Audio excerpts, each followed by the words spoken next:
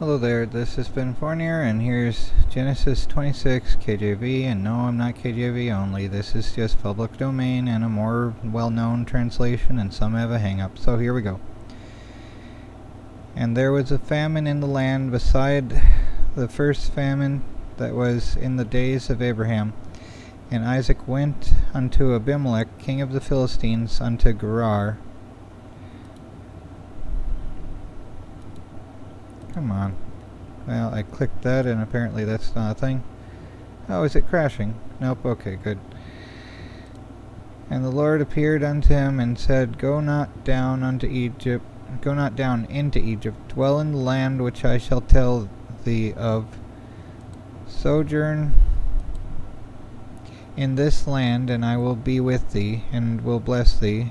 For unto thee and unto thy seed I will give all these countries, and I will perform the oath which I swear unto Abraham thy father. And I will make thy seed to multiply as the stars of heaven, and I will give unto thy seed all these countries, and in thy seed shall all the nations of the earth be blessed. Because that Abraham obeyed my voice, and kept my charge, my commandments, my statutes, and my laws. And Isaac dwelt in Gerar. And the men of the place asked him of his wife, and he said, She is my sister, for he feared to say, She is my wife, lest, said he, the men of the place should do that for Rebekah, because she was fair to look upon. And he's just following in Abraham's footsteps, right?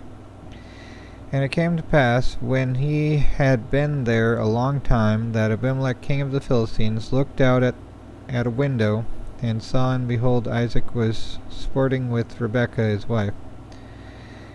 And Abimelech called Isaac, and said, Behold, of a surety she is thy wife.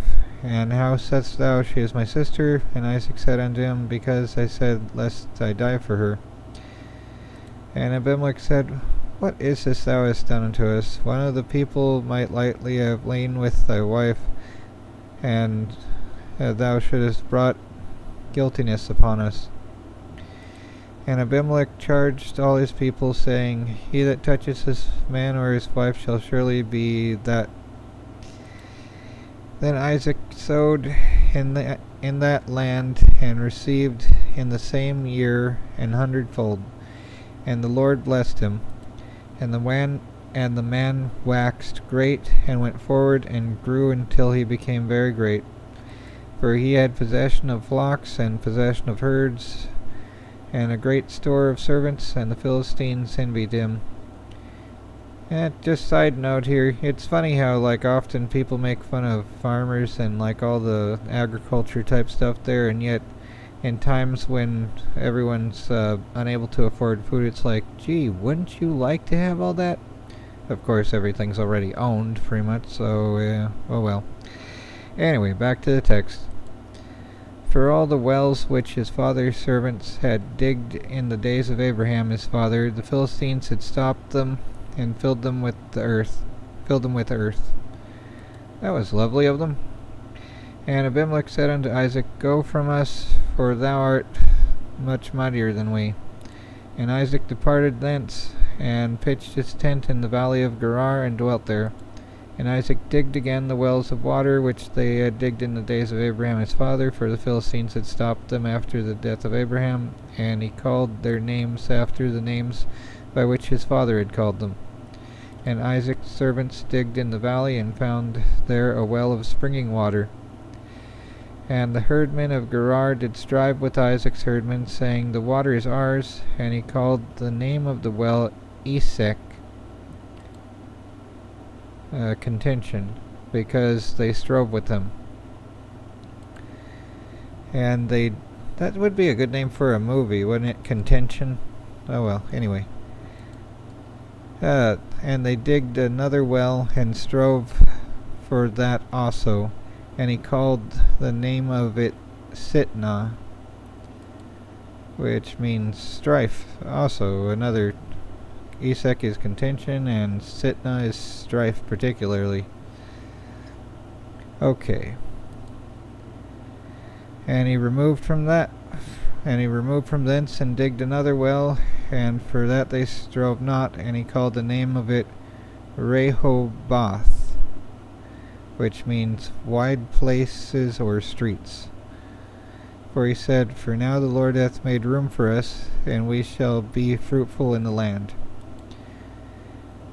And he went up from thence to Beersheba. And the Lord appeared unto Abraham the same night, and said, I am the God of Abraham thy father, fear not, for I am with thee, and will bless thee, and multiply thy seed for my servant Abraham's sake. And he builded an altar there, and called upon the name of the Lord, and pitched his tent there, and Isaac's servants digged a well. And then Abimelech went to him from Gerar, and Ahuzath, one of his friends, and Phicol, the chief captain of his army. And Isaac said unto them, Wherefore come ye to me, seeing ye hate me, and have sent me away from you? And they said, We saw certainly that the Lord was with thee, and we said, Let there be now an oath betwixt us, even betwixt us and thee, and let us make a covenant with thee, that thou wilt do us no hurt, as we have not touched thee, and as we have done unto thee nothing but good, and have sent thee away in peace. Hell yeah, you bullied them away from all the wells, and now you show up with armed men to make a covenant. Lovely. That's how it looks to me, anyway. Oh well, back to the text. We have sent thee away in peace. Thou art now the blessed of the Lord. And he made them a feast, and they did eat and drink. And they rose up betimes in the morning. That's an interesting word.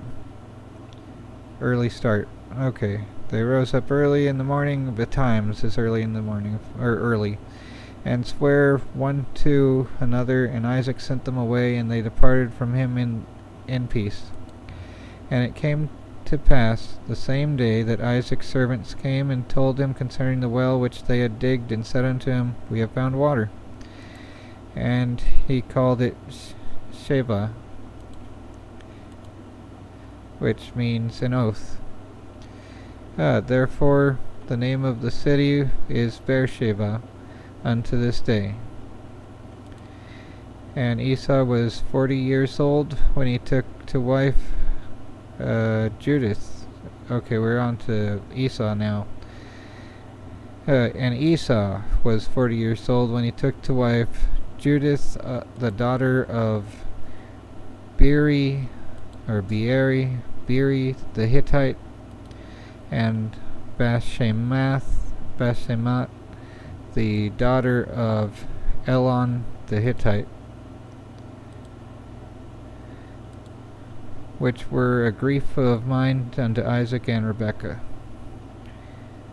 Okay, so that's Genesis 26 KJV with my inadvertent commentary again. So, anyway, take care everyone, and try not to go crazy.